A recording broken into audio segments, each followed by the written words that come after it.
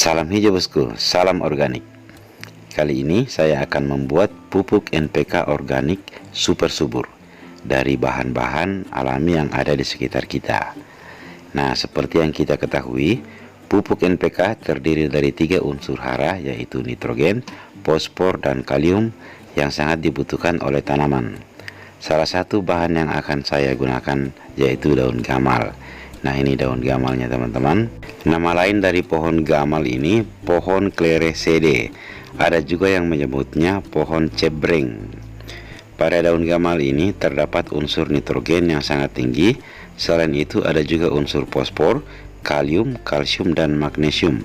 Lebih jelasnya silakan simak di video sebelumnya tentang manfaat dari pohon gamal. Dalam pembuatan pupuk NPK organik, saya menggunakan 4 bahan, di mana keempat bahan ini masing-masing memiliki unsur nitrogen, fosfor, dan kalium yang sangat bagus, sehingga nanti hasilnya akan super subur teman-teman. Bahan-bahannya sangat mudah kita dapatkan. Bahan yang pertama yaitu sekam mentah. Pada sekam ini terdapat sumber kalium. Selain itu, sekam bisa menjaga agar media tanam kita tetap gembur. Selain itu, sekam mudah mengikat air dan tidak mudah lapuk. Terus bahan yang kedua, daun bambu kering.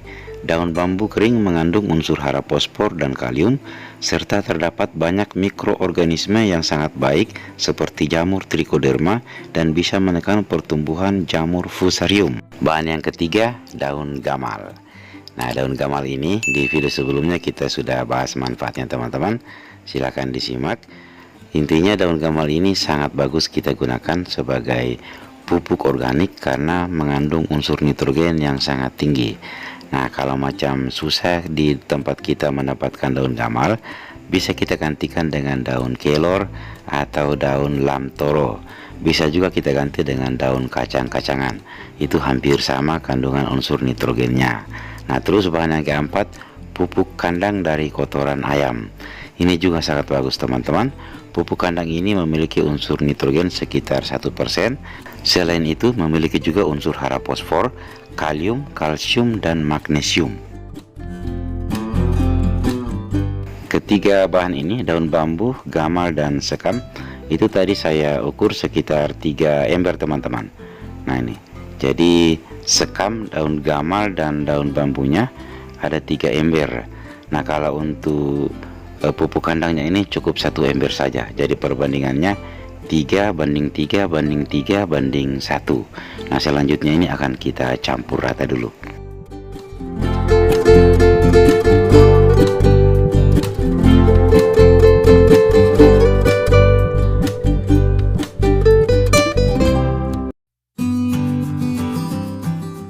Nah, ini mol dari nasi basi teman-teman. Ini akan saya gunakan sebagai starter untuk mengurai bahan kompos yang akan kita buat nanti. Nah, kalau macam tidak ada, bisa kita gantikan dengan EM4 atau mol sejenisnya. Nah, terus di sini ada air bersih sekitar 5 liter. Saya pakai air sumur. Saya tambahkan gula dulu. Di sini saya memakai gula pasir karena kebetulan gula merah saya habis. Gula pasir ini sekitar 5 sendok teman-teman. Jadi untuk 5 liter air kita tambahkan 5 sendok gula pasir. Kalau tidak ada, bisa kita gantikan dengan gula merah atau molase atau tetes tebu. Ini kita aduk dulu agar gulanya larut.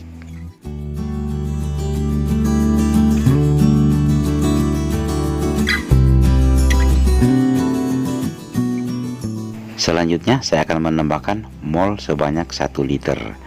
Botol ini ukuran 2 liter teman-teman. Ini ada tinggal setengah botol isi mol ini.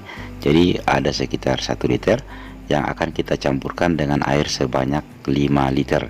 Jadi perbandingannya 1:5. 1 liter mol ditambahkan 5 liter air bersih. Nah, kalau macam menggunakan EM4 bisa menambahkan 5 tutup botol EM4 untuk 5 liter air. Nah, selanjutnya ini akan kita diamkan dulu sekitar 20 menit agar mikrobanya aktif.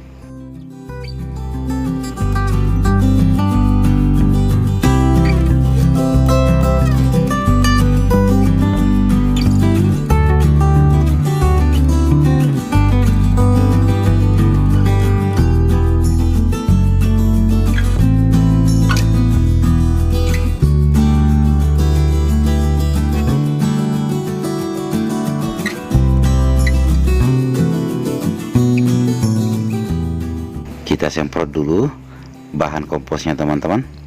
Usahakan kita semprot dengan merata. Jadi habis kita semprot, kita bolak-balik lagi seperti ini bahan komposnya, lalu kita siram agar bisa basahnya itu merata.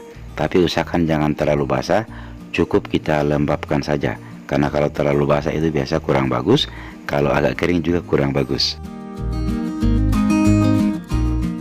Nah, seperti ini teman-teman. Kalau kita kepal, tidak mengeluarkan air ya, tidak meneteskan air, jadi cukup kita lembabkan saja. Kelembapannya sekitar 30%. Nah, selanjutnya ini akan saya masukkan di dalam karung. Karung ini karung gula, dilapisi dengan plastik, jadi sangat bagus. Sudah saya isi di dalam karung. Kita bisa juga memakai media yang lain seperti ember yang besar, ataukah pakai terpal juga bisa. Nah, ini akan saya ikat bagian atasnya. Karungnya ini tidak saya isi full teman-teman, supaya masih ada ruangan tersisa. Ini ujungnya akan saya ikat, ujung bagian atasnya akan saya ikat, agar nanti mudah kita saat bolak-balik. Nah, selanjutnya ini tinggal kita simpan di tempat yang teduh. Usahakan tidak terkena oleh sinar matahari, dan setiap minggu kita bolak-balik karungnya teman-teman. Nah, seperti ini kita bolak-balik karungnya, dan usahakan kita buka sebentar, kita lihat kelembapannya. Kalau macam agak kering, kita siram air sedikit. Ya teman-teman, ini setelah 2 minggu prosesnya, kita akan buka karungnya, kita lihat perkembangannya bagaimana.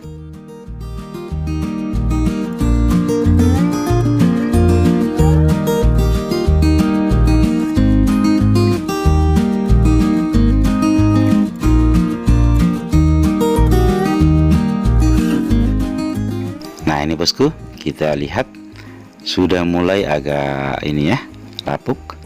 Daun gamalnya ini sudah mulai hancur. Ini sudah 2 minggu teman-teman prosesnya, dan masih sangat masih lembab. Ini karena karungnya dilapisi plastik, jadi kelembapannya tetap terjaga. Nah, kita lihat di karung yang satu sama juga masih lembab, dan daun gamalnya sudah mulai hancur juga. Nah, di sini sekamnya kita lihat ini sudah mulai berwarna coklat. Jadi sekamnya ini sudah matang, sudah steril. Ini sekitar 2 minggu lagi sudah bisa kita gunakan sebagai pupuk teman-teman. Ini sangat cocok untuk tanaman hias seperti keladi atau aglonema. Tidak memakai tanah lagi, cukup menambahkan sekam bakar saja teman-teman, itu sudah akan sangat subur. Jadi bahan kompos ini bisa sebagai pengganti NPK teman-teman, karena unsur nitrogennya, fosfor dan kaliumnya sudah lengkap. Oke bosku, terima kasih sudah menonton. Sampai jumpa di video selanjutnya.